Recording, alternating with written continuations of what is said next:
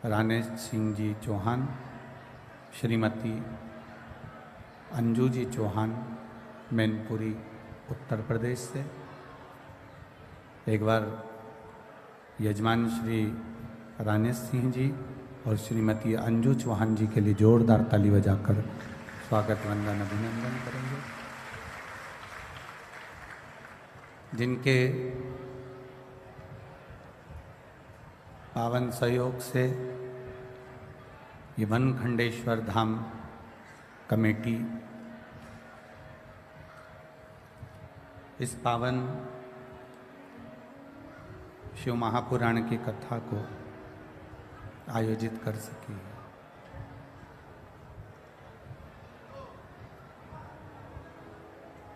बड़ी मुश्किल से ये शिव महापुराण की कथा प्राप्त होती है। कहीं ना कहीं आपका और हमारा और इन चौहान जी का, जजमान परिवार का कहीं भाग्योदय हुआ होगा, जो ये पावन शिव महापुराण की कथा मैनपुरी के पावन प्रांगण में हो रही है। ये उसकी कृपा से हो रही है।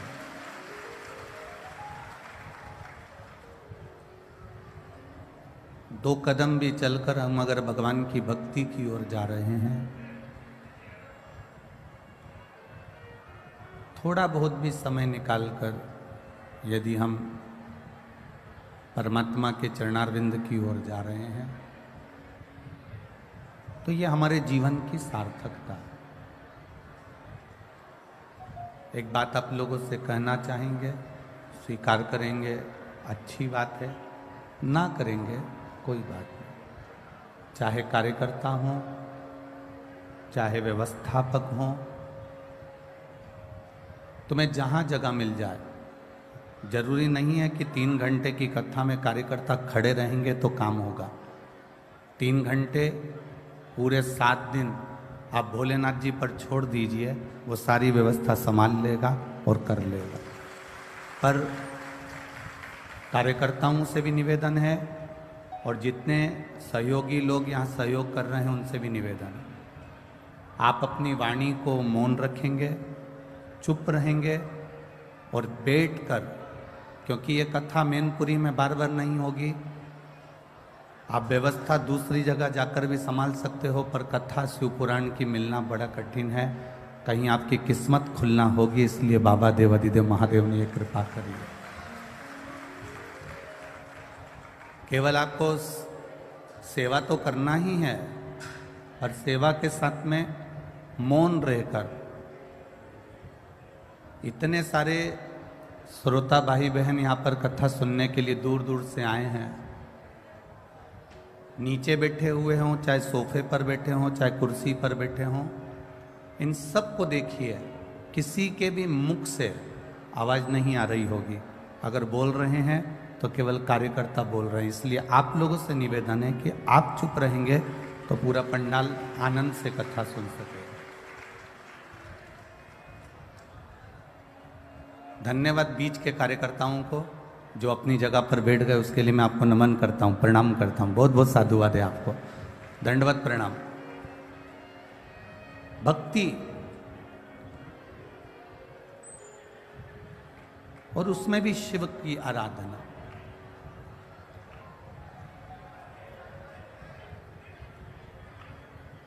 शिव की अविरल भक्ति हमारे जीवन की सार्थकता को प्रकट कर देती है। और कहीं ना कहीं भक्ति का ही बल होता है जो हम परमात्मा की अविरल भक्ति की ओर अग्रण्य होते हैं। कथा मंडप में विराजमान इस पावन वनखंडेश्वर धाम कमेटी के इस कथा मंडप में विराजमान संत महात्मा गुरुजन, ब्राह्मण जन,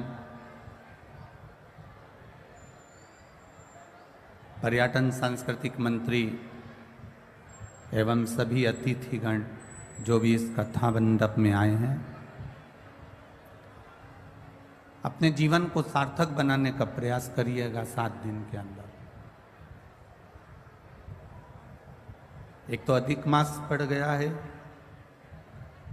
और उस अधिक मास के अंतर्गत सावन का महीना, और सावन में अधिक मास ये हमारे जीवन की सार्थकता को प्रकट करता है। जितनी श्रद्धा, जितने विश्वास के साथ में, जितनी दृढ़ता के साथ में, जितने भरोसे के साथ में आप 7 दिन की इस पावन कथा को श्रवण करेंगे, मेरा देव अधिदेव महादेव आपकी झोली को खाली नहीं रखेगा, वो भरकर जरूर भेजेगा।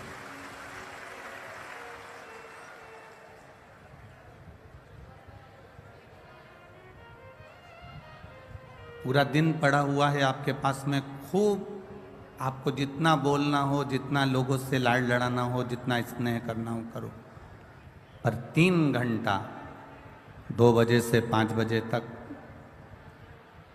आप लोग बहुत दूर दूर से आए हो, हजारों रुपए खर्च कर कर आपकी जीवन की सार्थकता बनाने का प्रयास कर। तेरी कृपा बिना न हिले एक भी लेते श्वास तेरी कृपा से तनो तनो।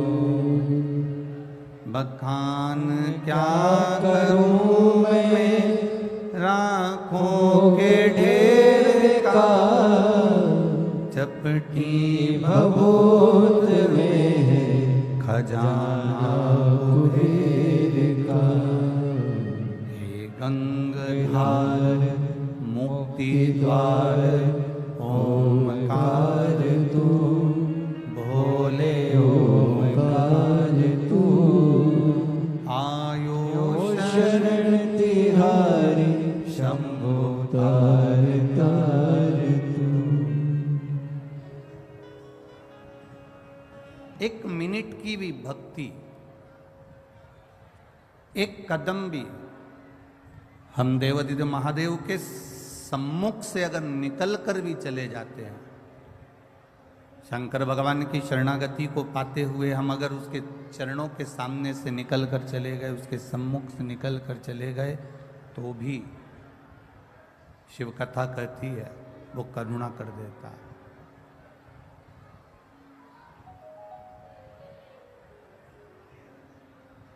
जैसे डमरू का नाद करने पर, डमरू बजा देने पर 14 शब्द, 14 अक्षर, एक डमरू का नाद कर देने पर, डमरू बजा देने पर 14 अक्षर, 14 शब्द उस डमरू के एक बार बजने पर प्रकट हो जाते। उसी तरह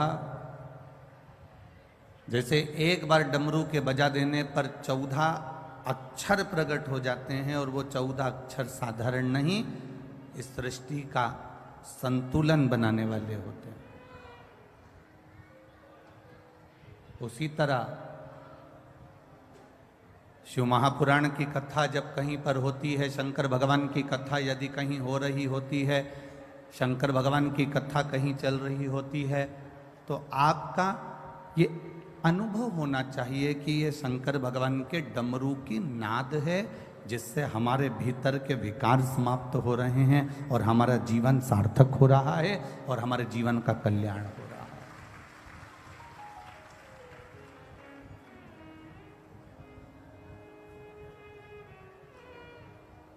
शंकर के मंदिर के सामने से भी निकल कर जा रहे हो, शिव जी के मंदिर के सम्मुख से भी निकल कर जा रहे हो, शिवालय के सामने से भी अगर आप निकल कर जा रहे हो, तो आपके जीवन की सार्थकता।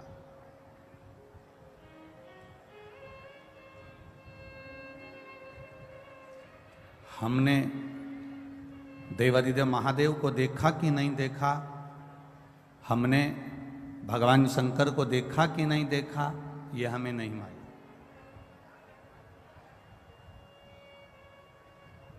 पर एक अनुभव अपनी जिंदगी में करिएगा, एक अंदाजा अपने जीवन में लगा कर रखिएगा। आप शिव जी को देखे कि ना देखे, हमने शंकर भगवान को देखा कि नहीं देखा, पर इतना जरूर है, जो शंकर भगवान के नाम का उच्चारण करता है, जो शिव जी के नाम को पुकारता है या उसके दरवाजे के सामने से भी निकल कर चले जाता है, मेरा देवाधिदेव महादेव एक बार उस पर अपनी कृपा की दृष्टि कर ही देता है। आप निकले उसके द्वार से, आप निकल कर अगर उसके दरवाजे के सामने से जा रहे हो, उसकी चौखट के सामने से जा रहे हो, उसके द्वार के सामने से जा रहे हो, तो वो कृपा करता जरूर है, वो दया अवश्य करेगा।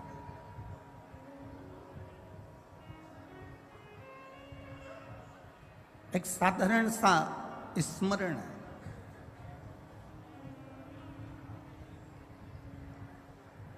एक प्लास्टिक की थैली को जलाकर देखना तो उसमें प्लास्टिक की गंध आएगी। जो प्लास्टिक की गंध नहीं जानता वो भी अंदर कमरे में बैठा बैठा कह देगा कुछ तार जल रहा है।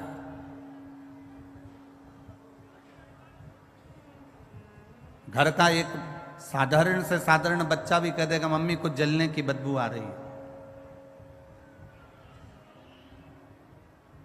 एक लकड़ी जलती है तो उसकी गंध आती है कि कोई लकड़ी जला रहा है।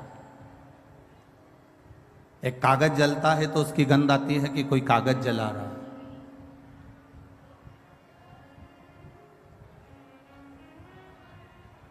एक वृक्ष की पत्तियां जलती है तो उसकी गंध आती है कि वृक्ष की पत्तियां जल रही। वृक्ष की पत्ती अपनी गंध दुनिया को दे देती है, लकड़ी अपनी गंध दुनिया को दे देती है, प्लास्टिक अपनी गंध दुनिया को दे देता है। जो चीज जल रही है वो अपनी गंध दुनिया को दे रहा है।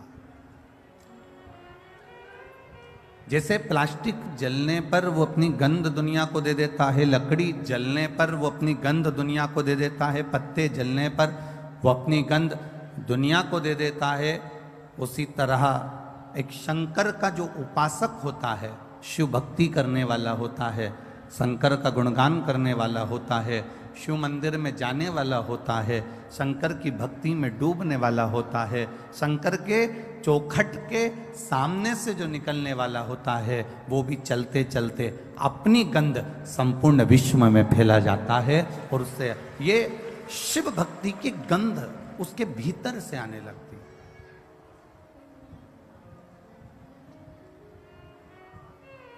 शिव महापुराण की कथा कहती है जरूरी नहीं कि आप मंदिर में जाएं तो दिया जलाएं, जरूरी नहीं कि आप मंदिर में जा रहे हैं तो एक लोटा जल चढ़ाएं, जरूरी नहीं कि आप मंदिर में जाएं तो बेलपत्र चढ़ाएं, जरूरी नहीं कि मंदिर में जाएं तो चावल का दाना चढ़ाएं, जरूरी नहीं कि मंदिर में जाएं तो आप पुष्प चढ़ाएं। शिव महापुराण की कथा ये भी कहती है कि जरूरी नहीं कि आप मंदिर में कुछ लेकर जाएंगे तो शंकर भगवान प्रसन्न होंगे। जरूरी ये है कि अगर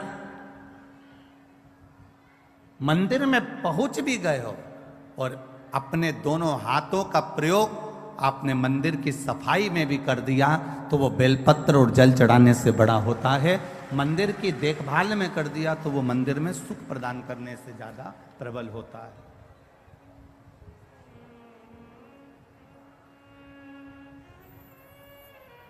आप गए उसके दरवाजे पर, आप उसके चौखट पर गए, नहीं है आपके पास में एक लोटा जल, नहीं है आपके पास में एक बेलपत्र, नहीं है आपके पास में कोई सामग्री चढ़ाने की, तो भी आप देवाधिदेव महादेव के मंदिर में अगर आपने केवल सफाई ही कर दी है उसमें भी सुख का अनुभव है महाराज।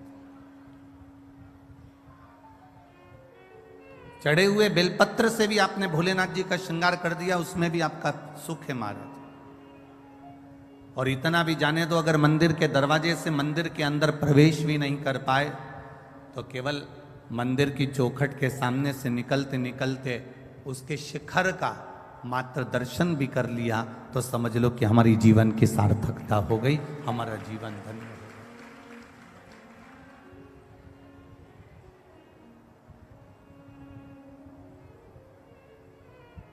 हमने उसको पा लिया। क्या है ये 24,000 श्लोक की जो शिव महापुराण की कथा है, इसमें क्या भरा पड़ा है ये तो आज तक किसी को भी नहीं मालूम पड़ा।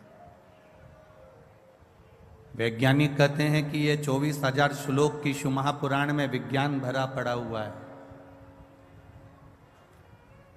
साइंस कहता है कि 24,000 श्लोक की शिव महापुराण में हमारा पूरा साइंस भरा पड़ा है। पतंजलि कहते हैं कि शिव महापुराण की कथा में पूरा की पूरी औषधि भरी पड़ी है। भक्त कहते हैं शिव महापुराण की कथा में केवल भक्ति भरी पड़ी है। स्त्रियां कहती हैं शिव महापुराण की कथा में हमारा अखंड सौभाग्य भरा पड़ा है। कन्या कहती हैं इस शिव महापुराण की कथा में हमारा सुंदर वर भरा पड़ा है। वर कहते हैं इस शिव महापुराण की कथा में हमारी इच्छा, हमारी भक्ति, हमारा स्नेह भरा पड़ा है। बैरागी कहते हैं इसमें वैराग्य है। त्यागी कहते हैं इसमें त्याग है। संत कहते हैं इसमें विरक्ति है। तपस्वी कहते हैं इसमें तप है। और शिव महापुराण स्वयं अपने आप में कहती है, जो दिल से सुन लेता है महादेव उसकी गोदी को भरकर 3 महीने में उसका भंडार आनंद में दे देते हैं। आए आप अपनी मर्जी से, पर आपको बुलाने वाला कोई दूसरा नहीं है। अगर मैनपुरी की इस पावन प्रांगण में बनखंडेश्वर महादेव के मंदिर के प्रांगण में बैठकर अगर आप कथा का रसतत्व का श्रवण कर रहे हो, चौहान परिवार इस कथा का मुख्य यजमान पद ग्रहण कर कर अगर कथा करवा रहा है, तो ये आपकी एक सुखता, एक आनंदता। बैठो कथा में और ये मत सोचना कि शिव महापुराण की कथा में जाकर बैठे हो। तुम तो ये विचार करना कि हम देवाधिदेव महादेव के पास में बैठकर अपने दिल की बात भगवान शिव जी से कहने के लिए बैठे। हम अपने मन की बात भगवान शंकर को बताने के लिए बैठे। और जब हम उससे कहेंगे तो वो सुनेगा, सुनता है।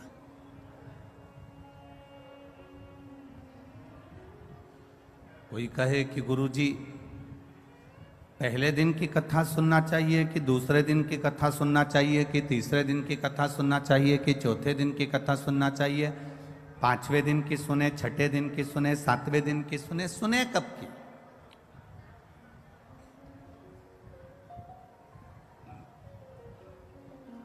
सात दिन की शिवपुराण है। 7 कोस का गोवर्धन पर्वत है। 7 वर्ष की अवस्था में भगवान कृष्ण ने पर्वत को उठाया था। 7 दिन में आपका और हमारा जन्म हुआ है। रविवार, सोमवार, मंगलवार, बुधवार, गुरुवार, शुक्रवार, शनिवार, ये 7 दिन में आप भी पैदा हुए और हम भी पैदा हुए। कोई रविवार को हो गया, कोई सोमवार को हो गया, कोई मंगलवार को हो गया, कोई बुधवार को हो गया, कोई शुक्रवार को हो गया, कोई शनिवार को हो गया। 7 दिन में अगर जन्म हुआ है तो 7 दिन में ही हमारी मृत्यु भी है। अलग से कोई दिन हमारे लिए मरने के लिए नहीं आएगा। रविवार को जन्म हुआ, सोमवार को बड़े हुए, मंगलवार को ब्याह हुआ, बुधवार को बच्चे हुए, गुरुवार को बीमार पड़े, शुक्रवार को हॉस्पिटल गए और शनिवार को सीताराम हो गए। ये 7 दिन ऐसे ही निकल गए। अब इन 7 दिन में से अगर एक क्षण, एक दिन, एक पल, एक घड़ी, यहां तक शिव महापुराण की कथा कहती है कि एक क्षण की भी अगर हमने शिव महापुराण की कथा को श्रवण करा है तो हमने अपनी जिंदगी को सार्थक बना लिया। हमने अपने जीवन की सार्थकता प्रकट कर। कोई कहे कि पहले दिन की कथा सुने कि दूसरे दिन की कथा सुने कि तीसरे दिन की सुने, जिससे भगवान हमारे मन की मनोरथ पूर्ण कर दे। हम कहते जो दिन आपको मिल जाए, जो क्षण आपको मिल जाए, जो पल आपको मिल जाए, जो घड़ी आपको मिल जाए, आप उस बीच में भगवत भजन करें। कोई गारंटी है? अरे बोलो तो रे मैनपुरी वालों, कोई गारंटी है कि तुम 80 साल जियोगे कि 70 साल जियोगे कि 100 साल जियोगे कि 50 साल जियोगे? यहाँ तो शिव पुराण की कथा कथी, एक दिन की भी गारंटी नहीं है महाराज। एक कपड़ा लेकर आते हो तो उसकी गारंटी दे देता है, मेरी 1 साल की गारंटी है कि इस कपड़े का कलर नहीं जाएगा। एसी लेकर आते हो तो उसकी गारंटी हो जाती है। सीमेंट की बोरी लेकर आते हो तो उसकी गारंटी हो जाती है। ईंट लेकर आते हो तो उसकी गारंटी हो जाती है। सरिया लेकर आते हो तो उसकी गारंटी हो जाती है। कूलर फ्रिज लेकर आते हो तो उसकी गारंटी हो जाती है। पर केवल किसी को ले जाकर अपनी पत्रिका भी दिखा दोगे और वो पंडित जी ने कह दिया कि ये तो 80 साल जिएगा, तो तुम पंडित जी से कह दो कि लिख कर दे दो कि गारंटी कार्ड बना दो कि मैं 80 साल तक जीऊंगा, तो पंडित जी भी कह देंगे ये कोई भरोसा नहीं कि तू 80 साल जिएगा, क्योंकि इस शरीर की कोई गारंटी नहीं, ये कब चले जाए, इसका प्राण पखेरु कब समाप्त हो जाएगा, इसकी कोई गारंटी।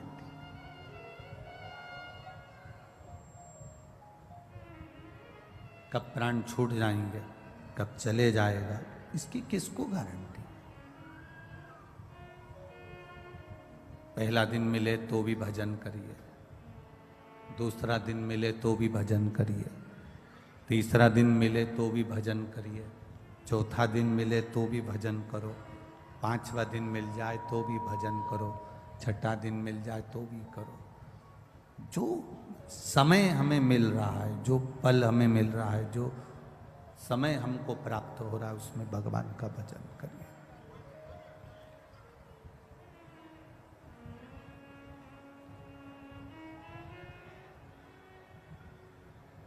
एक देवराज नाम का ब्राह्मण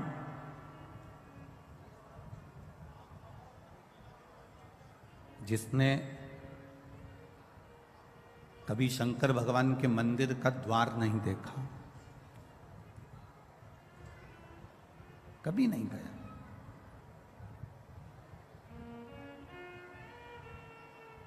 पहली बार चोरी का सामान लेकर शिव जी के मंदिर में पहुंचा, पहली बार।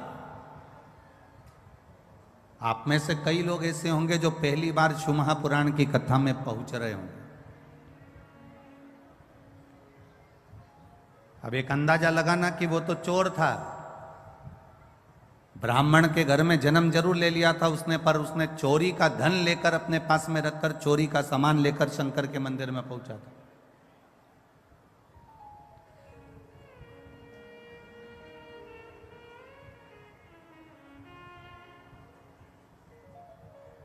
आप में से कई लोग ऐसे हैं जो पहली बार शंकर जी के मंदिर में आ गए होंगे, पहली बार शिव महापुराण की कथा में गए होंगे।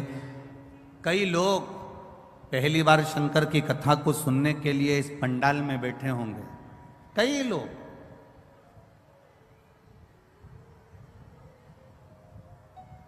देवराज भी पहली बार भगवान शिव के द्वार पर गया, देवराज भी पहली बार भगवान शंकर के मंदिर गया, पहली बार। वो भी चोरी का धन था, शरीर में ताप था, बुखार आ रहा था, शरीर में कष्ट भरा हुआ था, शरीर में कष्ट हो रहा था, इसलिए वो शिव जी के मंदिर में जाकर थोड़ा सा उसको लगा कि मुझे ठंड लग रही है, मुझे बहुत तेज ताप हो रहा है, मुझे बहुत तेज बुखार हो रहा, तो वो थोड़ा सा एक जगह जाकर छुप गया, मंदिर के अंदर उसने शरणागति ले ली।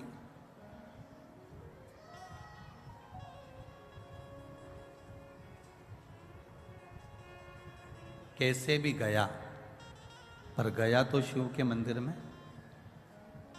कैसे भी पहुंचा पर गया तो भगवान शंकर के मंदिर में। अधिक मास की कथा कहती है, आप लोगों ने श्रवण किया होगा। अधिक मास की कथा में वर्णन आता है राजा बलि का जो चरित्र है।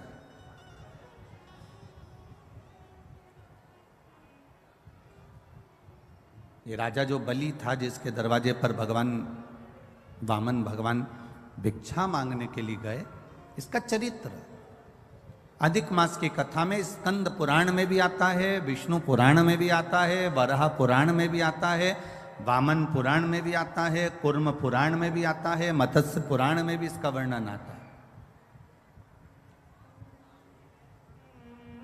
कौन था ये राजा बलि? क्यों इतना बड़ा दानवीर बन गया? क्यों भगवान को इसके दरवाजे पर भिक्षा मांगने जाना पड़ा?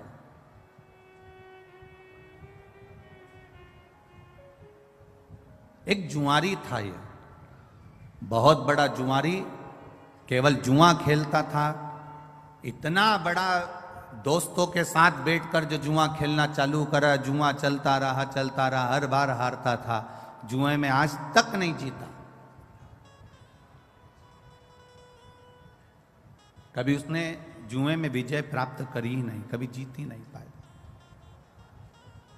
जितने लोग आस्था चैनल पर कथा सुन रहे हैं, जितने फेसबुक यूट्यूब पर कथा सुन रहे हैं, और जितने इस मैनपुरी के पावन प्रांगण में, वनखंडेश्वर मंदिर के इस पावन प्रांगण में कथा सुन रहे हैं, बड़े सावधानी से सुनिएगा। कभी नहीं जीता, जुआरी था। अब जुए में लिप्त रहा करता था, जुआ खेला करता था, जुए में लगा रहता था।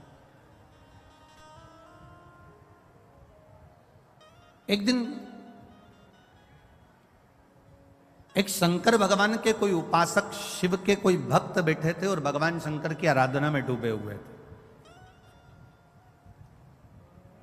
जुआरी ने विचार करा कि मैं करूं तो करूं क्या, कि मेरी जीत कैसे हो जाए, मैं जीतूं कैसे? ऐसा कोई कार्य करा जाए जिससे मेरी जीत हो जाए और सब कुछ मेरा हो जाए। परंतु ये आज तक जिंदगी में कभी जीता ही नहीं था।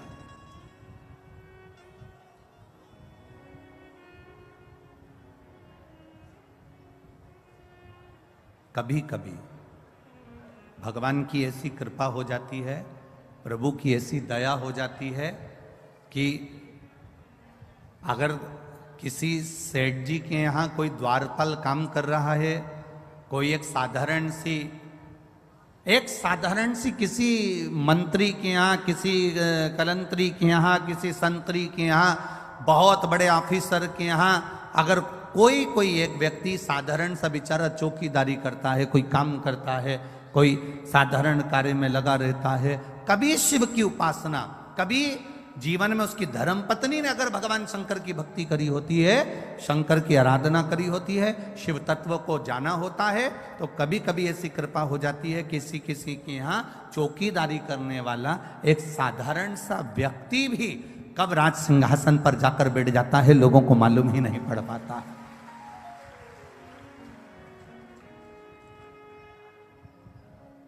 एक साधारण सा काम करने वाला व्यक्ति भी कब सिंहासन पर जाकर बैठ जाएगा, किसी को नहीं मालूम। ये उस शिव की कृपा होती, ये देवाधिदेव महादेव की करुणा है, ये उनकी दया है, ये उनकी उदारता। अब जुआरी ने विचार करा कि मेरे पास में मैं बार बार हारता हूं। आज तक जुआरी जीता ही नहीं था, आज तक नहीं जीता।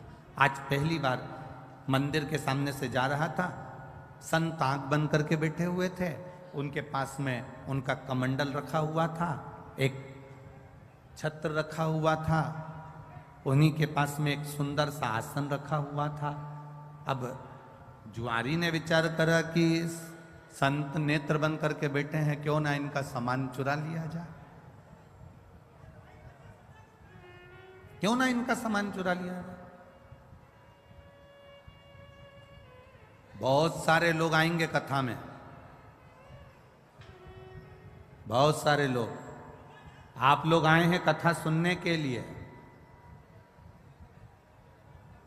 बहुत लोग आएंगे, बड़े बड़े भी आएंगे, छोटे छोटे भी आएंगे, साधारण भी आएंगे, और चलो तो चलो कथा में चोटे भी बहुत आएंगे।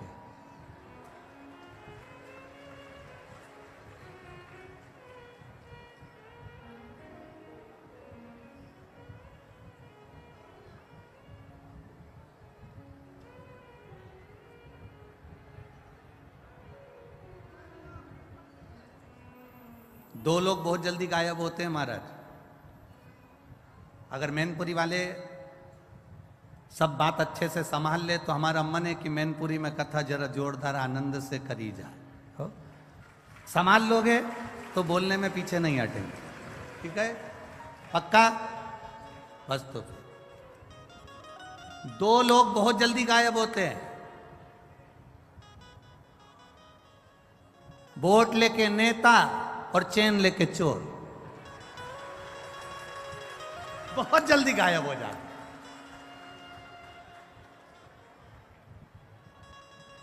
अब मिलेगी क्या? एक वीडियो किसी मीडिया वाले ने बड़ा बड़ा भाव से डाल दिया, एक वीडियो डाला उन्होंने कि बेचारी कल वो शोभा यात्रा निकल रही थी और उसमें दो माताओं की कोई चेन कट गई होगी, वो रो रही थी, तो उनका वीडियो खूब चला और वो रो रही हैं और उनका चेन चली गई, चेन चली गई, उनकी चेन चली गई। अब इतनी आप लोग टीवी पर कथा सुनते हो, इतनी बार आप कथा में जाते हो, हमने हर बार टीवी पर कथा में कहा, बोलो बोला कि नहीं बोला? ईमानदारी से बोलो रिजी जी, क्या बोला था? सोने की कोई रकम लेकर कथा में मत जाओ, कीमती सामान लेकर कथा में मत जाओ, अपना कोई सामान लेकर कथा में मत जाओ, केवल अगर लेकर जाना तो 2 पानी की बोतल लेकर जाओ और अपने बैठने के लिए अपने को कोई दवाई वगैरह, वैसे तो शिव महापुराण में किसी चीज की जरूरत नहीं पड़ेगी, ये विश्वास रखिए देवादिदेव महादेव से। पानी की 2 बोतल साथ में लेकर जाओ और बन सके तुम्हारे घर में अगर रोटी थोड़ी 2-4 ज्यादा बना लो, तो तुम जहां बैठकर कथा सुनती हो, अपनी पड़ोसन के लिए, कोई बाहर से कथा सुनने के लिए आया है, उसके लिए 4 रोटी अचार ऐसा बांध कर लेकर आओ और उसका मुंह झूठा करा कर जाओ। इतना जरूर हम शिव पुराण में कर।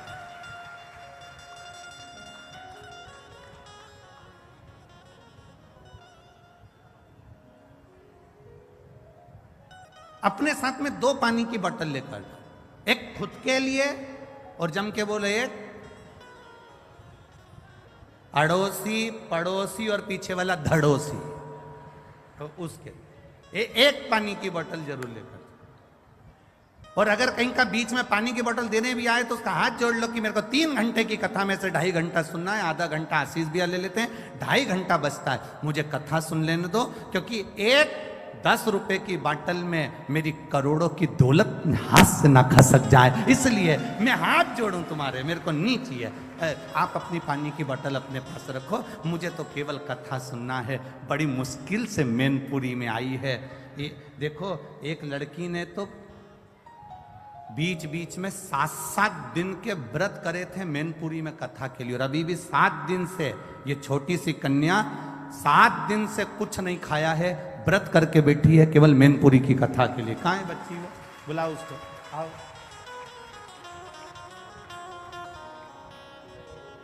सात दिन से इस कन्या ने कुछ नहीं खाया, केवल व्रत कर रही है कि शिव महापुराण की कथा हो जाए और शंकर जी की कथा एक बार प्रारंभ हो जाए। एक बार जोरदार ताली बजाओ इस बच्ची के।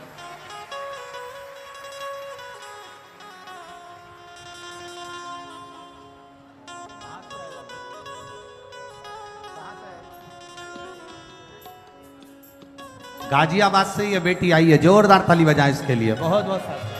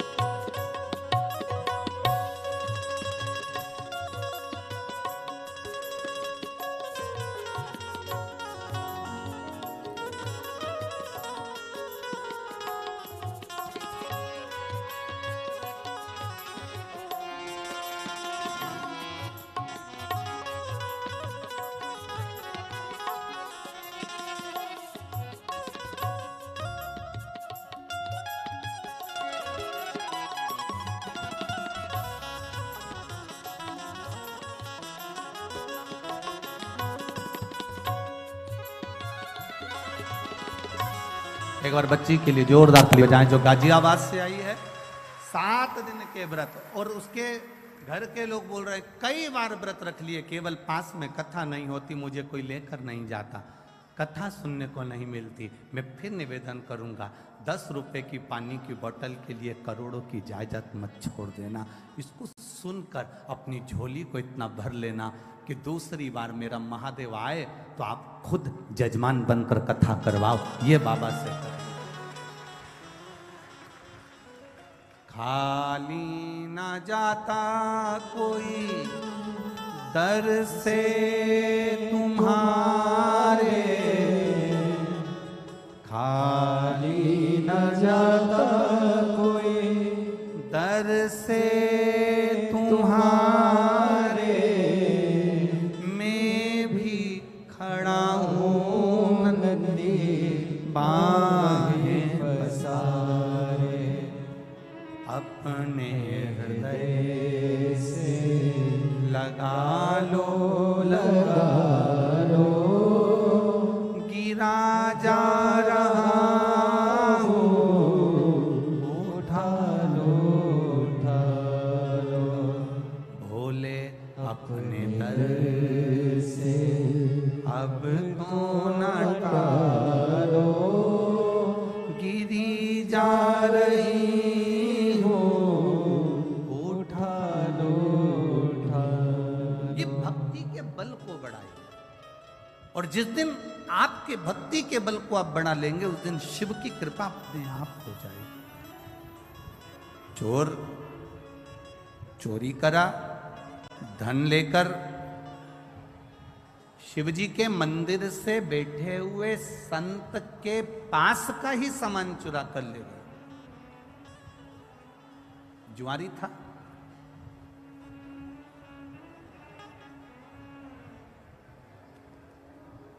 कमंडल, छतरी, आसन ले गए।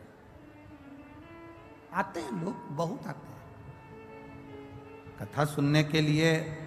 अगर संत आएंगे, साधु आएंगे कथा सुनने के लिए, कोई भक्त आएगा तो कथा सुनने के लिए चोर भी आएगा। आपका ध्यान भगवान में रहता है, चोर का ध्यान तुम्हारे गले के मंगलसूत्र और चेन और मोबाइल और पर्स पर रहता है। पर एक बात अपनी जिंदगी में उतार कर रखना इस व्यासपीठ से, चोर ने ना जाने कितनों की चेन काटी होगी। बोलो सही बात है कि गलत बात है? एक चेन 70,000, 80,000, 1 लाख, 1.5 लाख की होगी। ऐसी उसने ना जाने कितनों की चेन काटी होगी, तो भी आज तक चोर करोड़पति नहीं बन पाया। जिसकी चेन चली गई, भोलेनाथ ने 6 महीने में उसके गले में दूसरी और बढ़ाकर चेन पहना दी। जिसकी गई उसने बाबा ने फिर दे दी, उसने फिर मेहनत करी, फिर काम करा और फिर अपना कर्म कर कर उसने चेन बनवा ली और गले में पहन ली। पर चोटा अभी तक भी चोटा की चोटा ही रिया, वो चोटा आज तक ठीक नहीं।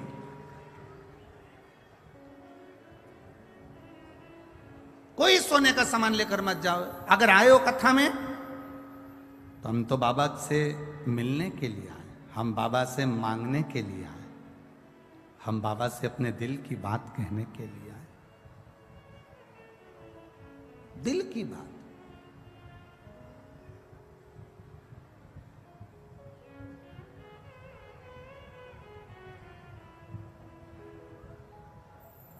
कितना कितना चलता है कि साहब वो हमने पहले सुना है, स्मरण में तो नहीं है, कि लाल कलर का परमिट बनवा लो तो ये मिलता है, पीले कलर का परमिट जानते हो, पीले कलर का एक कार्ड बनवा लो तो उससे ये मिल जाता है, लाल कलर का बनवा लो तो ये मिलता है, गुलाबी कलर का परमिट बनवा लो तो ये मिलता है, शक्कर मिल जाती है, चावल मिल जाता है, बीमारी का पैसा मिल जाता है, ये मिल जाता है, वो मिल जाता है। एक परमिट पीला कलर का बनवाया तो ये मिल जाएगा, गुलाबी कलर का बनवाया तो ये मिल जाएगा, लाल कलर का बनवाया तो ये मिल जाएगा। शिव महापुराण की कथा कहती है एक परमिट तुम्हारे शंकर की भक्ति का भी बनवा लो, क्योंकि वो अंत समय तक चलता है, जब तक तुम्हारी श्वास चलती है, अंत समय तक वो देता है। एक जुआरी गया और एक संत का एक ब्राह्मण का आसन कमंडल छतरी लेकर आ गया और उसने वो लेकर आया और अपने दोस्तों से कहा कि चलो जुआ खेलते हैं। जुआरी ने दोस्तों ने कहा तेरे पास लगाने के लिए क्या है? उसने कहा मेरे पास छतरी है। उसने कहा मेरे पास कमंडल है। उसने कहा मेरे पास में ये आसन है। दोस्तों ने कहा फिर ले आया थोड़ा बहुत सामान, चल बिठाओ, जिंदगी में आज तक जीता तो है ही नहीं, हारेगा। सब बैठ गए, जुआ चालू हुआ। दोस्तों ने अपनी अपनी जिंदगी की पूरी कमाई उस छाता कमंडल आसन में लगा दी और आज ऐसा योग बन गया कि जुआरी जीत गया। और जुआरी जीत गया, खूब पैसे वाला बन गया, पैसे वाला बन गया। तो जब व्यक्ति के पास में धन बढ़ने लगता है, जब व्यक्ति के पास में थोड़ी सी संपदा बढ़ने लगती है, तो उसके 3 मित्र बन जाते हैं। पहला ताली, प्रशंसा करने वाले। दूसरे नंबर का थाली, होटल में खिलाने वाले। तीसरे नंबर का प्याली, मदिरा पिलाने वाले। ये उसके 3 मित्र बन जाते हैं। इसके बन गए। प्रशंसा करने वाले इसके मित्र बन गए। बहुत बढ़िया, कितना पैसा है तेरे पास में, कितनी दौलत है तेरे पास में। लोगों ने इसको होटल में खिलाना चालू कर दिया। अब इसके पैसे से होटल का माल खाना चालू कर दिया। नशे में धुत रहने लगा और नशे में रहते रहते, होटल में खाते खाते, नशे में रहते रहते एक वेश्या के संग पड़ गया।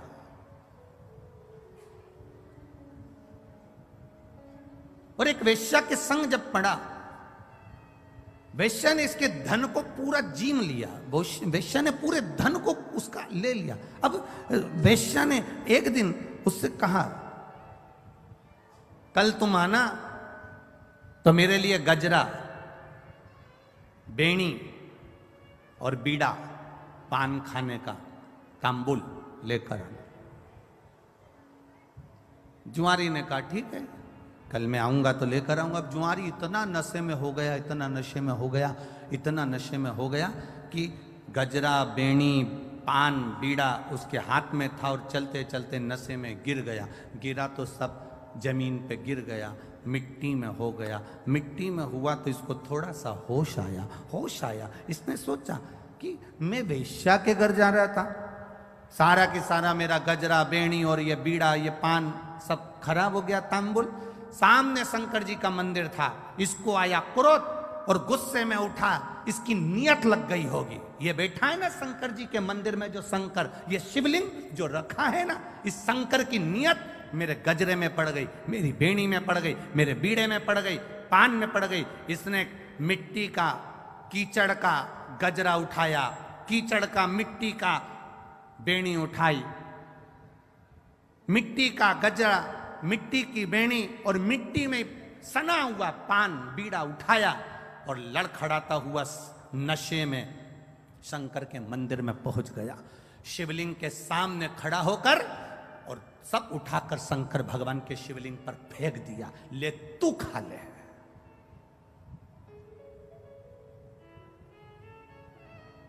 शिवलिंग पर फेंका, ले तू खा। चले गया।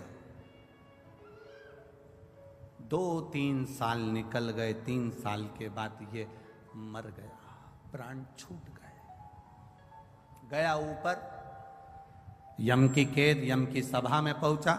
चित्रगुप्त महाराज से कहा गया इसके पुण्य पाप गिनो कितने हैं। चित्रगुप्त महाराज ने कहा इसने जिंदगी में पापी पाप करा है। जिंदगी में जुआ खेलता रहा, पूरी जिंदगी बर्बाद कर दी जुआ खेलते खेलते। मदिरा में डूब गया, चोरी में डूब गया, व्यसन में डूब गया, वेश्या का संग में डूब गया। इसने कोई अच्छा काम नहीं करा। कोई तो अच्छा काम इसने जिंदगी में करा होगा, कोई अच्छा काम नहीं करा। कोई तो काम करा होगा ना, देखो तो सही। यमराज ने जब चित्रगुप्त महाराज से पूछा, उन्होंने मना कर दिया। धर्मराज को बुलाया गया, धर्मराज से न्याय करवाया गया। इसने कोई अच्छा काम करा है? धर्मराज ने न्याय में बता दिया पत्रिका में, इसने एक काम अच्छा करा है। क्या? इसने एक काम अच्छा करा कि इसने एक तांबुल, एक बीड़ा, एक गजरा उठाकर शंकर जी के मंदिर में शिव जी पर चढ़ाया था। इतने में चित्रगुप्त महाराज बोले चढ़ाया नहीं है, मिट्टी में हो गया था, वेश्या नहीं लेती, मिट्टी में हो गया था, वेश्या पान नहीं खाती, इसलिए उठाकर शंकर जी के ऊपर फेंक दिया है। धर्मराज ने कहा भले फेंका, पर शंकर जी के ऊपर तो फेंका ना। फेंकने को तो ये नल्ली में फेंक देता, गटर में फेंक देता, पर शंकर जी के मंदिर में जाकर फेंका ना, इसलिए वो चढ़ाया ही है। तो धर्मराज जैसे ही बोले तो यमराज ने कहा अब करें क्या? तो धर्मराज ने कहा इसका न्याय केवल एक है, जितने कदम चलकर ये शंकर जी के मंदिर तक पहुंचा है उस कदम को गिना जाए और उतनी देर के लिए इसको इंद्र का सिंहासन दे दिया जाए। जितने कदम चलकर ये गया,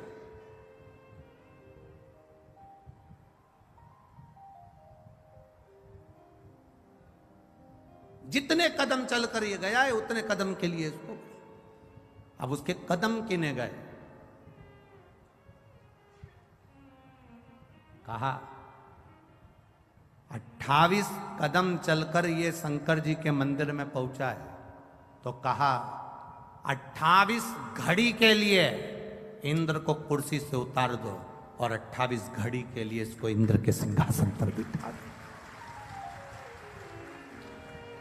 28 घड़ी के लिए जब इंद्र के सिंहासन पर बैठा जुआरी, तो जुआरी को लगा मैंने शंकर जी के मंदिर में केवल सड़ा हुआ बेकार सा सामान फेंका था, तो मुझे इंद्र का सिंहासन मिल गया।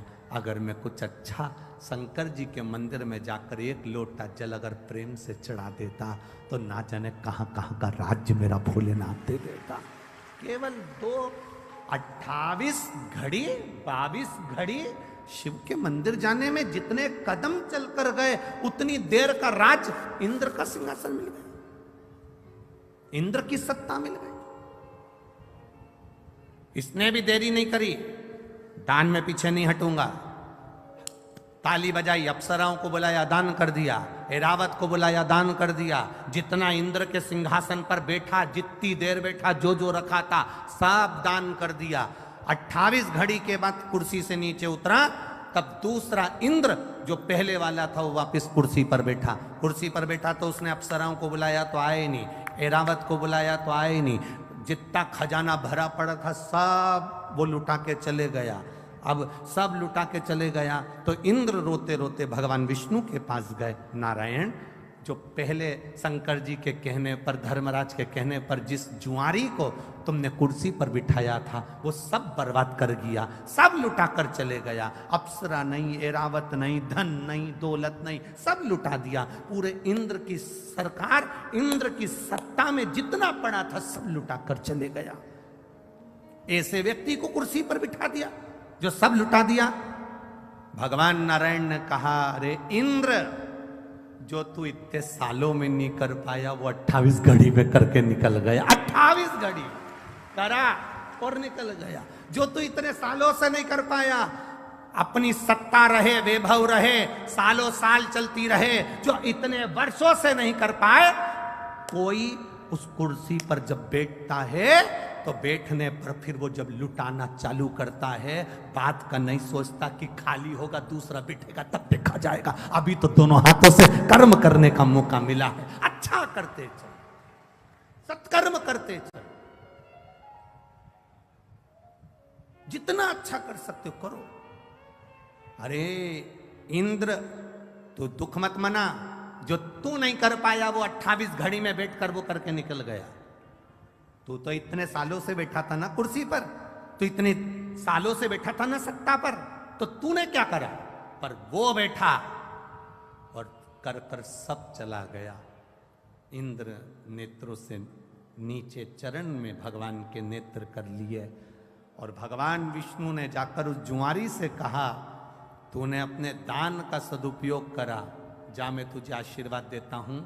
शंकर जी के मंदिर में तूने गजरा बीड़ा दिया था, अधिक मास का समय था, इसलिए मैं तेरे दरवाजे पर भिक्षा मांगने आऊंगा। तू पृथ्वी पर राजा बलि बनकर जन्मेगा और ये नारायण वामन अवतार लेकर तेरे दरवाजे पर भिक्षा मांगेगा। अधिक मास का महीना। बहुत हंसते हैं लोग।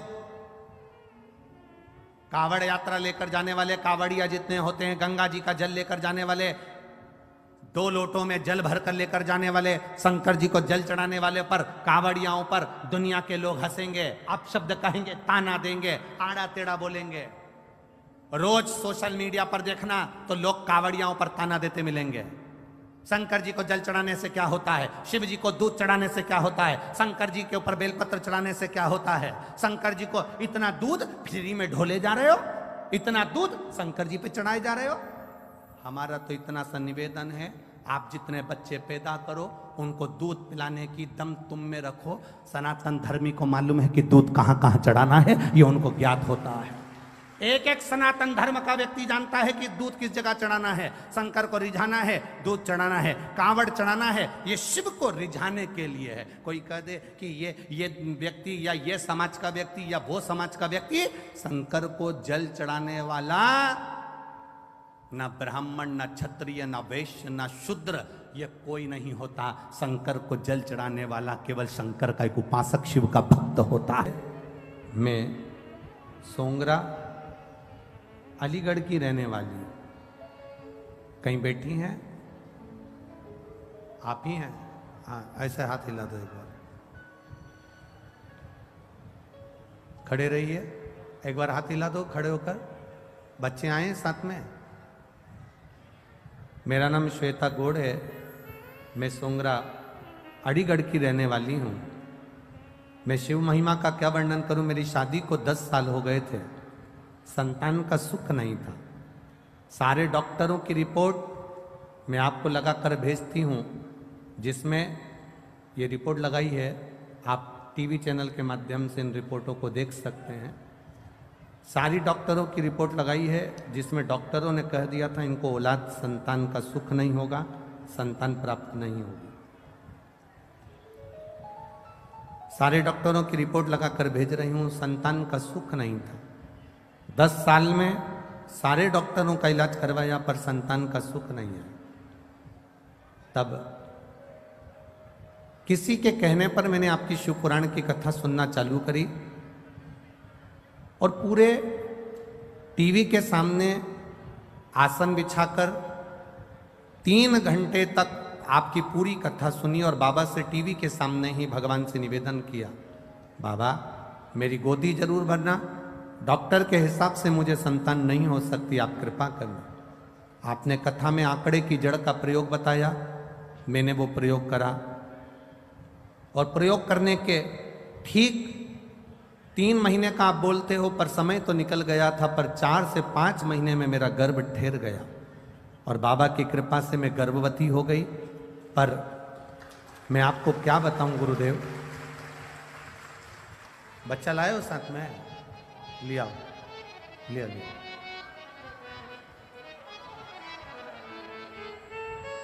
बाकी सब बैठे रहो, कोई भी खड़ा नहीं।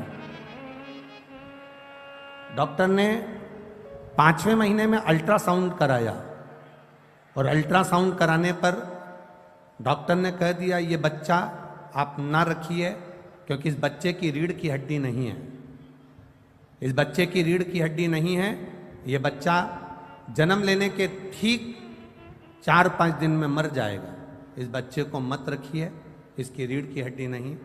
हमने दूसरी जगह अल्ट्रासाउंड कराया, वहाँ पर भी यही बोला गया। उसकी भी रिपोर्ट मैंने फाइल में लगाई है, जिसमें बच्चे की रीढ़ की हड्डी नहीं है, ये डॉक्टर कहें। तब हम बाबा के मंदिर जाना चालू कर दिए। हमें पूरे मोहल्ले के लोग कहते रहे कि गर्भवती नारी को शंकर के मंदिर नहीं जाना चाहिए या शिव जी को जल नहीं चढ़ाना चाहिए, पर आपकी कथा में सुना था कि शंकर को गर्भवती नारी भी जल चढ़ा सकती है और उसका आचमन कर सकती है। मेरे गर्भ में जो बच्चा है उसकी रीढ़ की हड्डी नहीं, ऐसा बोला गया था। मैंने जल चढ़ाना प्रारंभ करा, उस पानी को पीना चालू करा, एक बेलपत्र को खाना चालू करा और सीहोर भेजा, वहाँ से रुद्राक्ष बुलवाया, उसका जल शिव जी को चढ़ाकर पीना चालू करा। तब बाबा की कृपा से फिर वापिस मेरे गर्भ में जो बच्चा था, जन्म लेने के बाद उस बच्चे का फिर जांच हुई तो बाबा की कृपा से मेरा बच्चा स्वस्थ है, उसकी रीढ़ की भी हड्डी है और बाबा ने कृपा करी है। मैं उसको लेकर सोंगरा अलीगढ़ से मैं इस बच्चे को लेकर आई हूं, केवल आपके भरोसे। आज मेरी बच्चे को आप आशीर्वाद दीजिएगा, जो 11 मई 2023 को हुआ है। 10 साल के बाद मेरे बाबा ने मुझे खुशियां दी है। एक भजन की लाइन अच्छी लिखी है।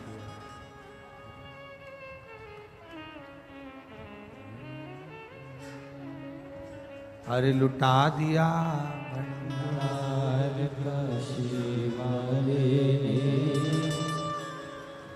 मैनपुरी वालों आता है क्या? आप लोगों को गाना आता है? एक लाइन प्रेम से, म्यूजिक नहीं बजेगा। अरे लुटा दिया भंडार काशी वाले ने, कर दिया माला माल काशी वाले ने। लुटा दिया, हाँ लुटा दिया, लुटा दिया, हाँ लुटा दिया, लुटा दिया, हाँ लुटा दिया, लुटा दिया, हाँ लुटा दिया। अरे लुटा दिया भंडार काशी वाले ने, कर दिया माला माल काशी वाले ने।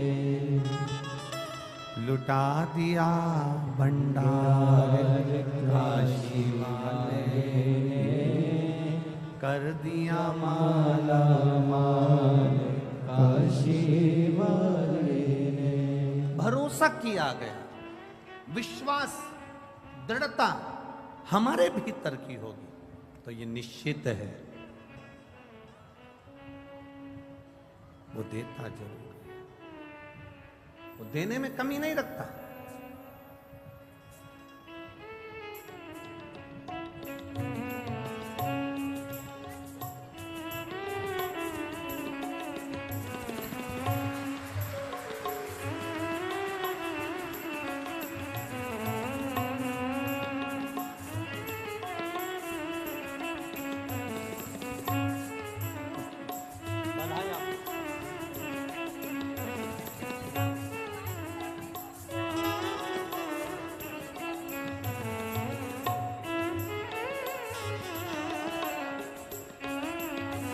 ये जो इस बच्चे का बहन जी का भतीजा है, इस भतीजे का भी ट्यूमर हो गया था, पर बाबा की कृपा से आज ये बच्चा,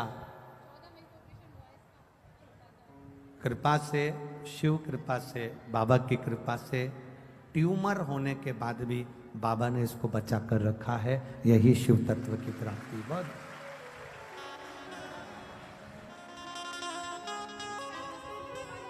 खाली न जाता कोई दर से तुम्हारे। एक पत्र हो रहा है,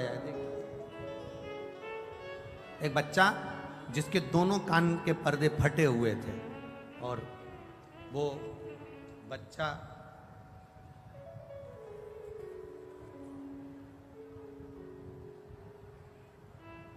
कहाँ बैठा है? कोई पत्र ढूंढना पड़ेगा। वो बच्चा कहाँ है जिसके कान के पर्दे फटे हुए हैं दोनों, और डॉक्टर ने कहा था कि ऑपरेशन होगा और वो ऑपरेशन भी 18 साल की आयु में होगा, अभी नहीं होगा। कहीं बैठा है क्या? कहीं बैठा हो तो हाथ हिला देना बाबू। कहीं बैठा है? डॉक्टर, उसका पत्र ढूंढना पड़ेगा हमको। देखो 18 साल की आयु में डॉक्टर ने कहा था इसके कान के ऑपरेशन होगा, इसके पर्दे फट गए, सुनाई नहीं देता था और कान के पर्दे पूरे फटे हुए थे। इस बच्चे ने शिव जी के मंदिर में 1 लोटा जल चढ़ाना चालू करा। इस बच्चे का नाम है प्रणव मिश्रा, उम्र 13 वर्ष, 81, मंडल विहार, बरेली, उत्तर प्रदेश से आया है, जिसका मोबाइल नंबर ये है। कहीं बच्चा बैठा है क्या? कहाँ गया? अच्छा आप ही हो, दौड़िए जल्दी आ, जल्दी आ, भग क्या। अब सुनाई दे रही है अच्छे से? हाँ, भगिया भगिया भगिया। आजा। इस बच्चे को डॉक्टर ने कहा था ऑपरेशन होगा इसका, पर 18 साल के बाद होगा। मेरी उम्र 13 साल की है गुरुदेव, डॉक्टर के हिसाब से मेरे पर्दे कभी ठीक नहीं होंगे, ऑपरेशन होगा तब होंगे। मैंने भी जल चढ़ाना प्रारंभ करा, 1 लोटा जल बाबा को चढ़ाता, वही पानी शंकर जी के सामने पी लेता और बाबा के गले लग कर आ जाता। मेरे कान के पर्दे डॉक्टर ने कहा पूरे अच्छे हो गए, उसका छेद समाप्त हो गया और मैंने सुनना चालू कर दिया।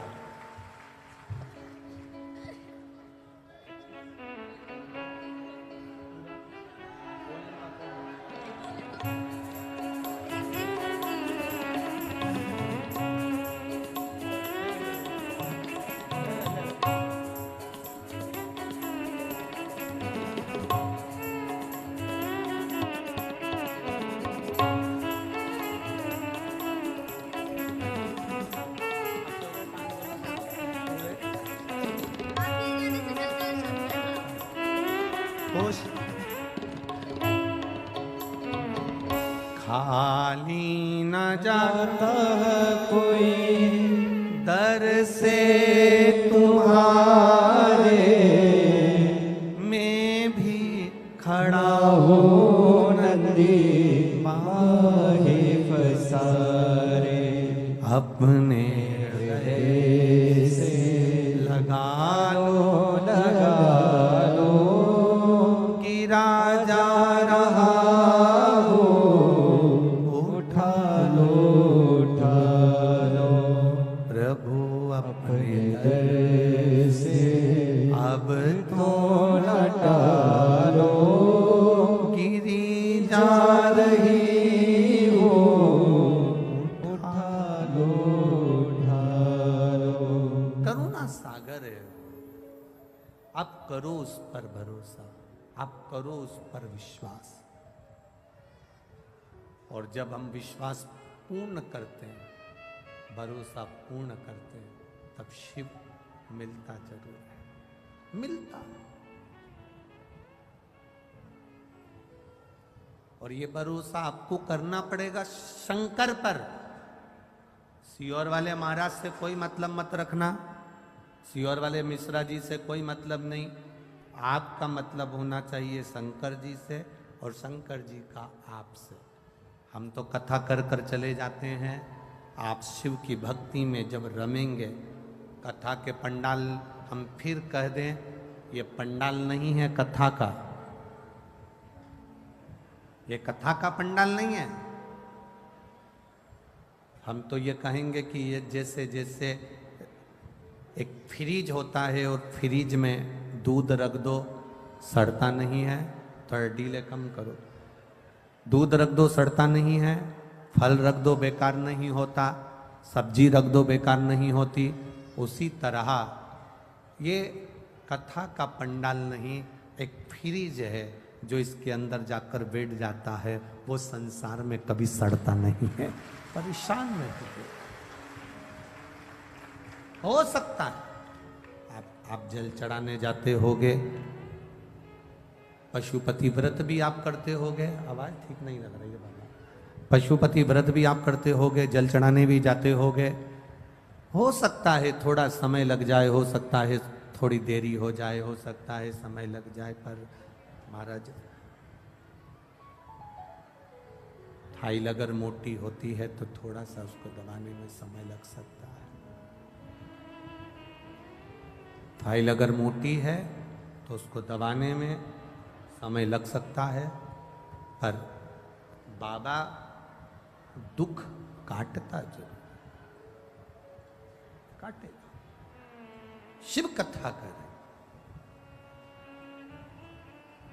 उस जुआरी ने मिट्टी में, रेत में सने हुए फूल को, मिट्टी में सने हुए पुष्प को, मिट्टी में सने हुए उस गजरे को, मिट्टी में सने हुए उस बीड़े को, तंबुल को, पान को भगवान के ऊपर फेंक दिया था, भगवान को दे दिया था।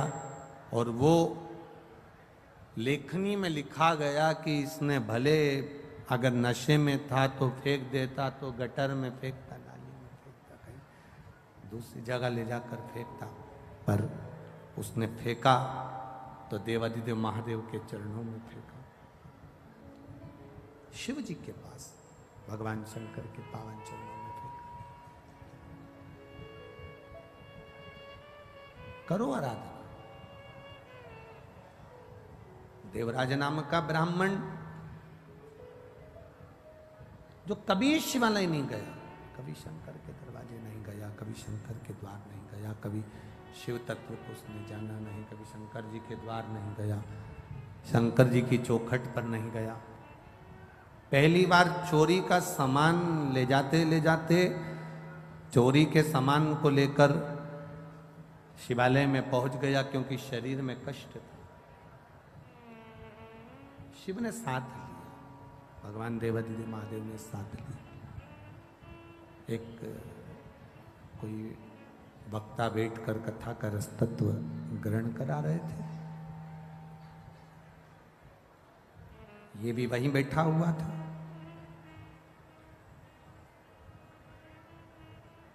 अब कथा बाचने वाले जो मंदिर के अंदर कथा कर रहे थे, बैठकर बाच रहे थे, वो चिल्ला रहे थे हर हर महादेव। वो कर मिठास लाओ, आवाज सेट करो थोड़ा। वो हर हर महादेव चिल्ला रहे हैं,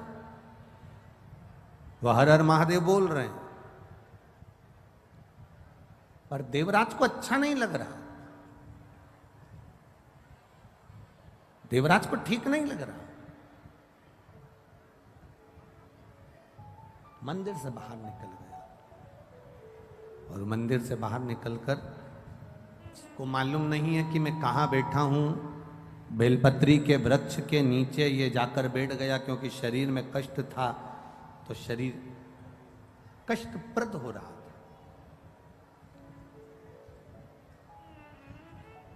बैठ गया, प्राण छूट गए। वो एक भजन पहले आप लोग गाया करती थी माताएं, इतना तो करना स्वामी जब प्राण तन से निकले, गोविंद नाम लेकर प्राण तन से निकले। ये आप गुनगुनाया करते थे, आप बोला करते थे। देवराज के साथ में वही हुआ। शिव जी के मंदिर में बैठा, शरीर में ताप था। शिव महापुराण की कथा को 2 क्षण, थोड़ी सी देर की कथा उसके कानों में गई थी। बाहर निकला, बेलपत्री के वृक्ष की छांव में बैठा था और उसके प्राण छूट गए। शिव महापुराण कहती है, भगवान शंकर का संवाद कहता है, शिव महापुराण की कथा कहती है, भगवान शंकर की पावन चरित्र कह रहा है, कथा कह रही है। भूलवश भी,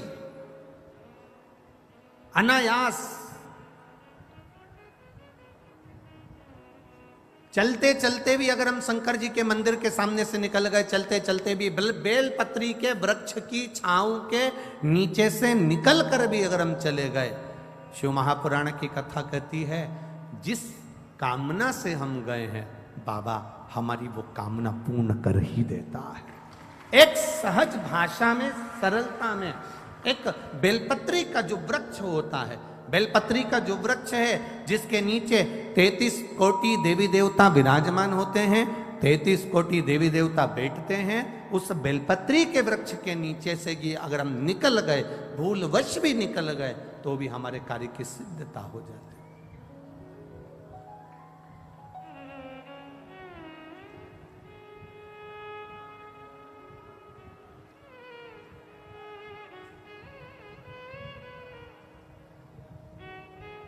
देखिए,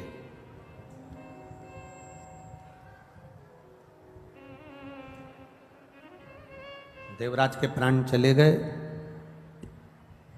देवराज के प्राण छूट गए। अब जब प्राण छूटे तो शिव जी की एक लीला बड़ी विचित्र है। भगवान का नाम लेने वाले के जब प्राण छूटते हैं तो उनको लेने के लिए भगवान नारायण के पार्षद पहुंचते हैं।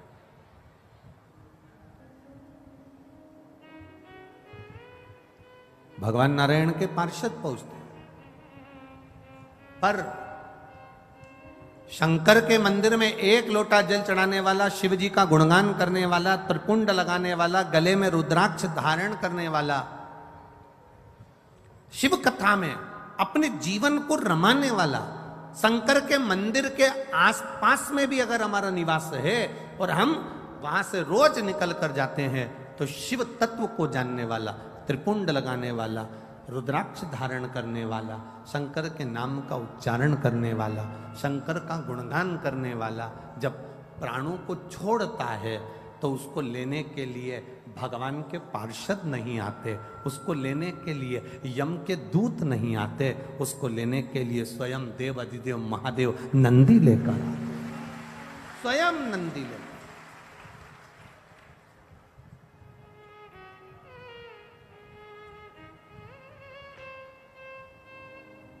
ये एक रिश्तेदारी मजबूत बनाने का क्रम है। यहाँ जहाँ से वीआईपी लोग अंदर प्रवेश करते हैं ना, यही दरवाजा है ना, अरे बोलो तो जम के, हाँ, तो यहाँ पर से जब वीआईपी लोग अंदर प्रवेश करते हैं और कोई कोई को अंदर नहीं आने दिया जाता है, तो वो तुरंत कह देती है, लगाऊं अब भी फोन, अब भी फोन लगाऊं क्या? अब वीआईपी लोग अब वो बोल रहे कि तुम्हारा कार्ड दिखाओ ना, दिया होगा ना बैठने के लिए, वो कहाँ है? मैं घर भूली आई, दिखाऊं? बोल रही हूं ना मैं, मेरे को अंदर जान दे। बोला कि नहीं बोला मैंने?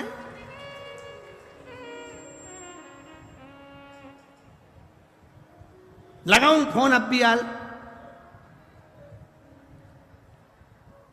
एक जरा सा फोन उसको दरवाजे से अंदर कर दिया, तो एक जरा सा श्री शिवाय नमस्तुभ्यम तुम्हें भी बैकुंठ के अंदर कर दिया।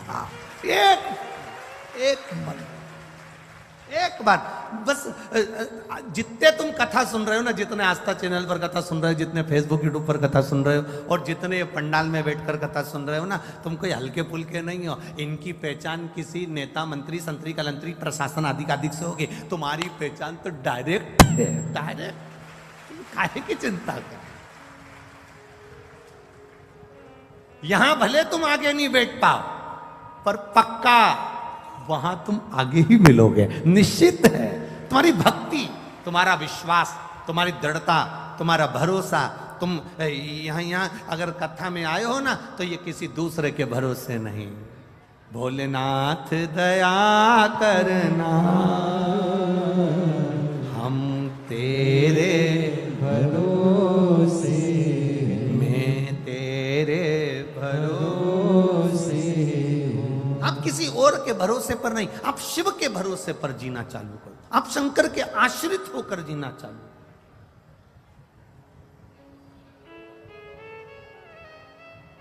और जब शिव के आश्रित होकर जियोगे, तो एक सुख का अनुभव अपनी जिंदगी में कर लो।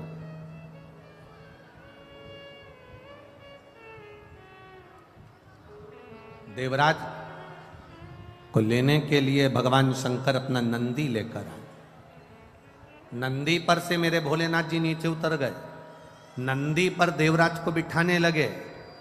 नंदी पर जब देवराज को बिठाने लगे, तो नंदी पर बैठते समय देवराज जी जब चले शंकर भगवान लेकर, नंदी को पकड़कर शंकर भगवान देवराज को नंदी पर बिठाकर जब चले, तो देवराज ने प्रश्न किया, मैंने पुण्य कौन सा करा था? मैं तो ब्राह्मण के घर में जन्मा था पर चोर था। मैं ब्राह्मण के घर में जन्म लिया, पर मैंने कभी अच्छा काम नहीं किया। मैंने चोरी करी, वैश्यावृत्ति करी, जुआ खेला, मदिरा पान करा, मांसाहार करा, भक्षण करा, गलत गलत काम करे। फिर मैंने पुण्य कौन सा कर दिया जो मैं शंकर भगवान आपके नंदी पर बैठकर कैलाश धाम जा रहा हूं? मैंने पुण्य कौन सा करा? शंकर भगवान तो नहीं बोले, नंदी कह दिया। भृंगी, श्रृंगी, नंदी तीनों ने कहा, तूने पुण्य नहीं करा। तेरी बूढ़ी माँ रोज शंकर जी के मंदिर में 1 लोटा जल चढ़ाने जाती थी, शिवालय में 1 लोटा जल चढ़ाने जाती थी। जो नारी शिव के मंदिर में एक लोटा जल चढ़ाती है, वो 7 पीढ़ी अपनी नहीं, 71 पीढ़ी मायके की और 71 पीढ़ी ससुराल की तार देती है। 7 पीढ़ी तक का भाव नहीं कहा गया, यहां 71 पीढ़ी का भाव कहा गया। एक पीढ़ी नहीं, ना जाने कितनी पीढ़ियां। यदि हम जा रहे हैं मार्ग से जाते जाते अगर हमारा चित्त, हमारा भाव शुद्ध है, वो मिलता मिले। आप लोग इतनी दूर दूर से, कोई ना जाने कहां से, कोई ना जाने कहां से आया होगा, गाड़ी से आए होगे, तो ईमानदारी से बोलो, तुम हर कोई सा ड्राइवर लेकर आ गए क्या? जिस ड्राइवर पर तुम्हारा भरोसा होता है, जो ड्राइवर समय पर पहुंचा दे, जिस ड्राइवर ने रास्ता देखा हो, जिस ड्राइवर को अच्छे से गाड़ी आती हो, पंचर मंचर हो जाए तो सुधार दे, गाड़ी गड़बड़ हो तो संवार ले, ऐसे ड्राइवर को साथ लेकर चलती हो। बोलो सही है कि गलत है? हर किसी के साथ चले जाओगे क्या? तुम्हें जाना है बद्रीनाथ, केदारनाथ, यमुनोत्री, गंगोत्री, कहीं जाना है काशी, कहीं जाना है कहीं, और तुमने कह दिया ड्राइवर भेज दो। अब ड्राइवर भी तो ऐसा होना चाहिए जो गाड़ी चला ले, ड्राइवर भी तो ऐसा हो जो पंचर सुधार ले, ड्राइवर भी तो ऐसा हो जो तुम्हारा कार्य कर ले, ड्राइवर भी तो ऐसा हो जो तुम्हें रास्ता दिखाकर आराम से मंजिल तक पहुंचा दे। तो गाड़ी पर बैठने से पहले ड्राइवर कौन है ये देखा जाता है कि हमें लेकर कौन जा रहा है। उसी तरह संसार सागर में चलते चलते चलते चलते हमें ये देखा जाता है कि हम आखिरी में अपनी मंजिल तक, ड्राइवर अगर सही होगा तो मंजिल तक पहुंचने में देरी नहीं लगेगी, हम वहां तक पहुंच जाएंगे।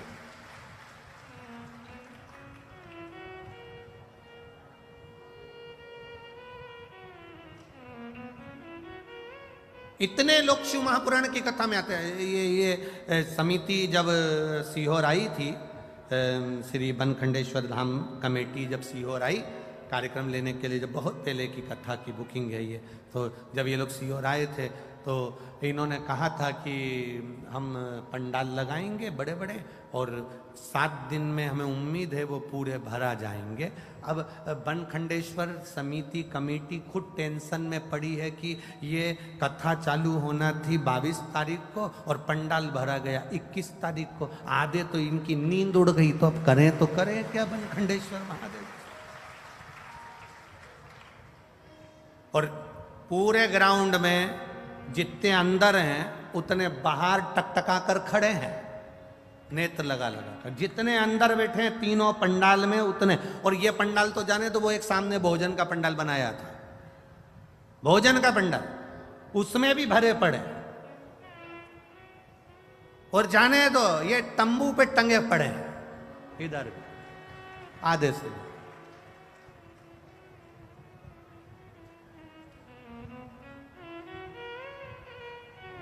अब बनखंडेश्वर धाम कमेटी को निवेदन है, कल पंडाल की व्यवस्था बढ़ाएं जिससे भक्तों को बैठने में तकलीफ ना हो, जिससे ज्यादा से ज्यादा लोग आराम से बैठ सकें, भक्ति के बल बढ़े।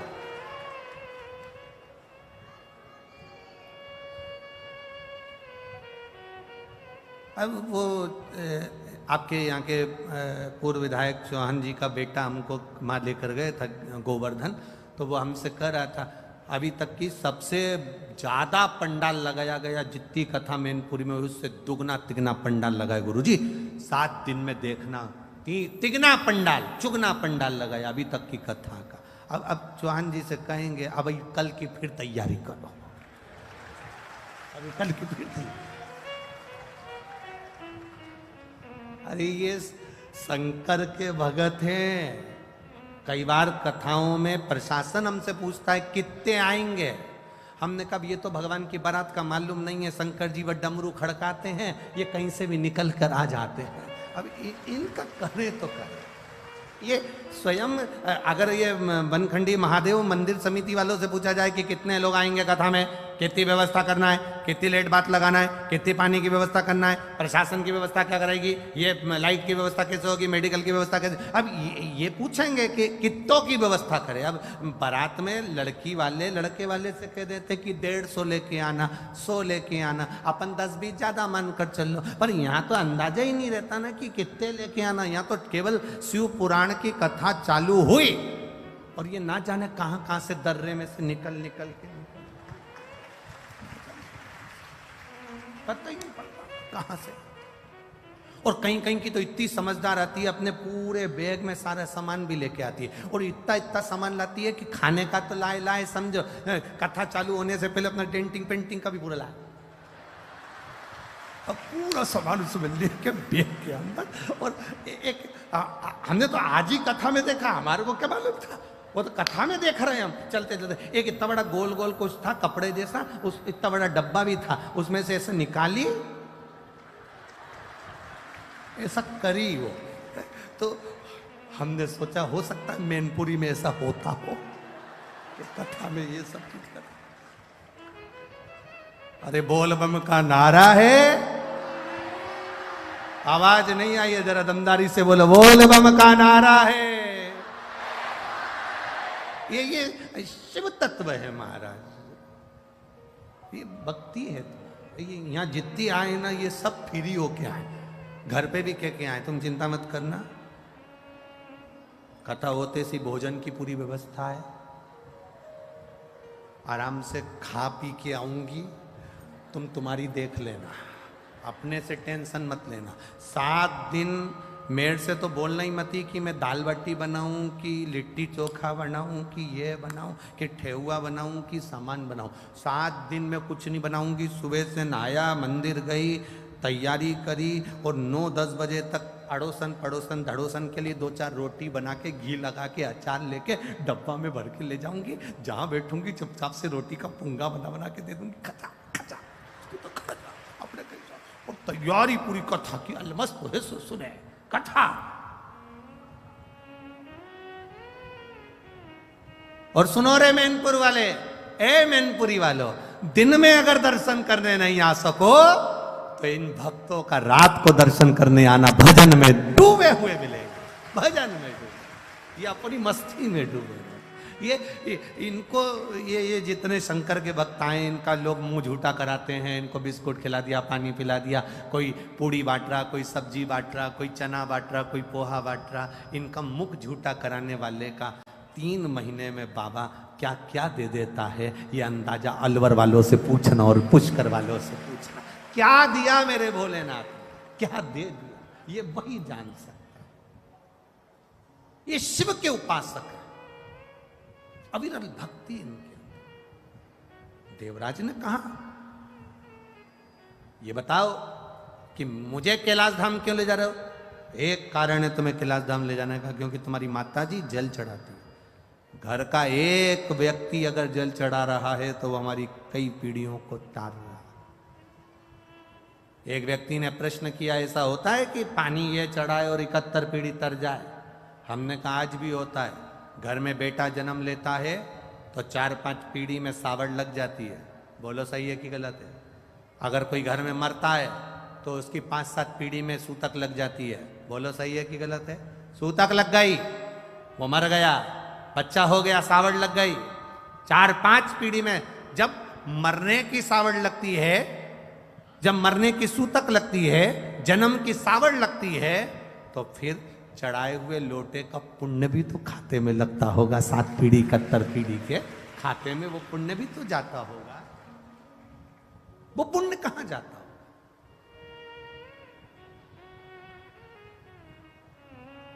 ये पुण्य हमारे खाते का, ये हमारी भक्ति का।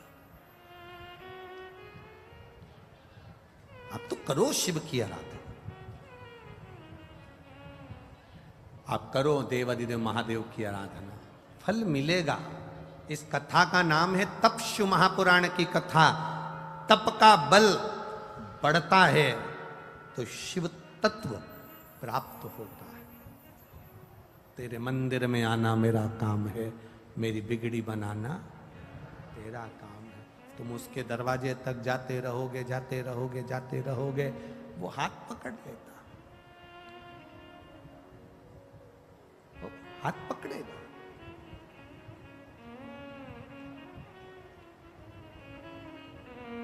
उसकी अविरल भक्ति हमें सुख प्रदान कर देती।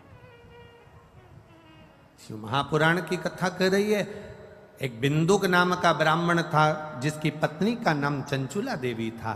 चंचुला पतिव्रता धर्म का पालन करने वाली थी, पर पति को कभी अधर्म करने से रोकती नहीं थी।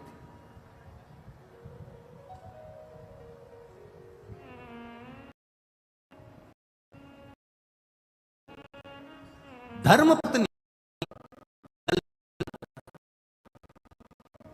पति अगर कर्जे में डूबा है और उसके मन में आ रहा है कि कहता है कि मैं ये कर लूंगा, धर्म पत्नी होगी तो बल दे देगी। धर्म पत्नी होगी तो कह देगी कोई मरने की जरूरत नहीं है, फालतू इधर उधर जाने की जरूरत नहीं है, टेंशन मत लो, सब अच्छा होगा, भोलेनाथ जी बैठा है, सब करेगा। धर्म पत्नी में और पत्नी में जमीन और आसमान का अंतर होता है। धर्म पत्नी और पत्नी जमीन और आसमान का अंतर है। धर्म पत्नी पति को धर्म के पथ पर ले जाती है।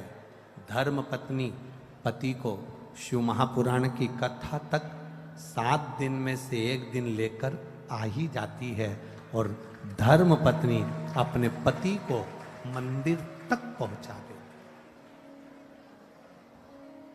धर्म पत्नी अपने पति को मंदिर तक पहुंचा देती।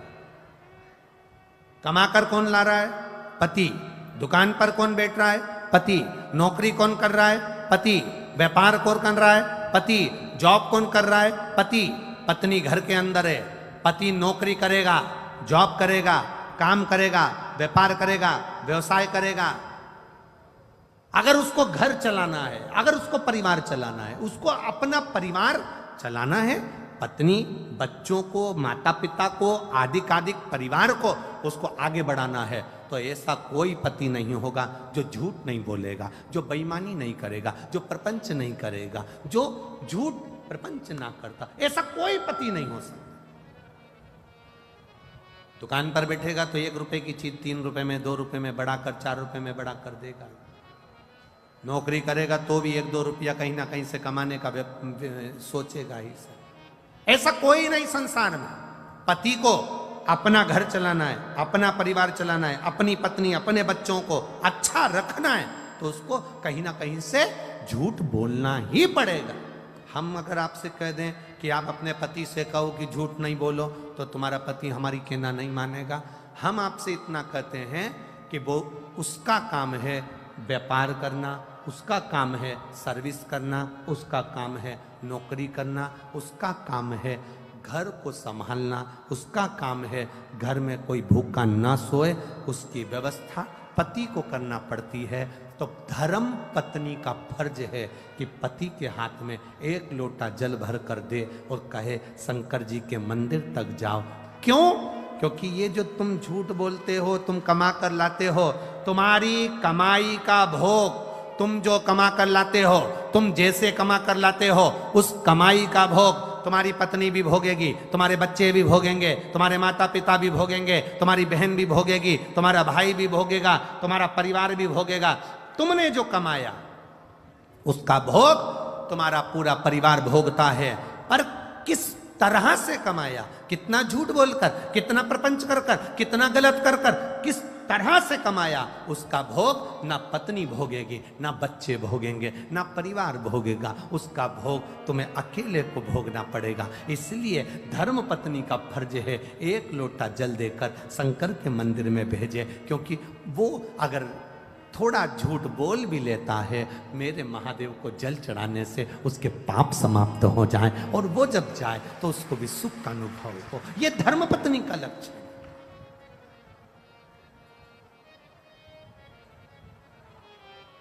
सात दिन में 1 दिन अपने पति को कहे, कथा चल रही है चलो, अरे इतनी जनता आ रही है, दुकान व्यापार व्यवसाय सब देखना पड़ेगा, जिंदगी पड़ी है कमाने के लिए, चलो।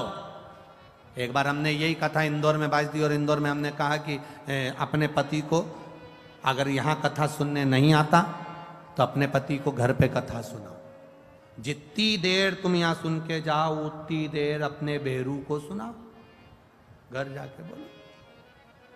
अब एक नई नवेली बहू थी, शादी के केवल 8 महीने हुए थे, और वो भी कथा में आके बैठ गई थी, और उसने कथा सुन ली, और वो भी घर पर जाकर कथा सुनाने लगी। चौथे दिन की कथा थी और उसका पति कथा में आ गया। उसने लेटर लिखा और कथा में उसका पति आया, उसने कहा मेरा पति आज कथा में आया है, जिंदगी भर नहीं आया, वो उस प्रणाम करना चाहता है, वो कह रहा है मुझे बेलपत्री चाहिए, कथा सुनकर वो प्रसन्न है। हमने कहा भेजो उसको, बुलाया। हमने उससे पूछा पति से, तो 3 दिन कथा में नहीं आया, आज चौथे दिन कथा में कैसे आया? उस पति ने कहा गुरुजी ईमानदारी से बोलो। मैंने कहा बोल। वो बोला रात्रि में 9 बजे से 12 बजे तक सुनने से अच्छा है दिन में 2